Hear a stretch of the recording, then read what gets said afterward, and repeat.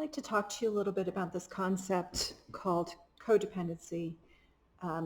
It's been around for a while. It's associated with a lot of the treatment programs for substance use disorders. It focuses on family members who are seen as overfunctioning and creating dependency in their loved ones. Usually, people who are identified as codependent are women. So in that sort of traditional addiction model, the family member who's seen as codependent is seen as kind of needy and unable to allow other family members space to kind of grow and take on their own functioning. They are seen as not being able to hold good boundaries, to be able to say no to their loved ones.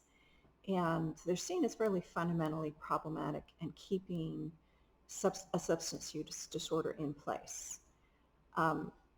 It's also then kind of been transmitted over to relationships in general. So people started talking about codependency as a pattern in any relationship in which one person was over-functioning and others were under-functioning.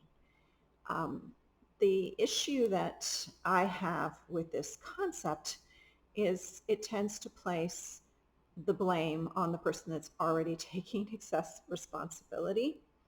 And it doesn't take into account the ways in which women are socialized to take on more and more responsibility, to be human caregivers, to feel responsible for everyone else and the outcomes in families. It doesn't acknowledge that this is actually what women are expected to do, that is what our culture and society defines as a good woman.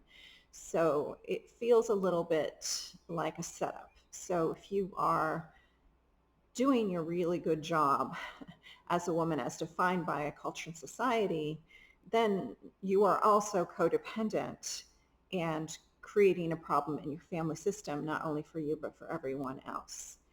I think we should maybe, set this concept aside, understand that healthy relationships are reciprocal, mutual, and there's interdependence.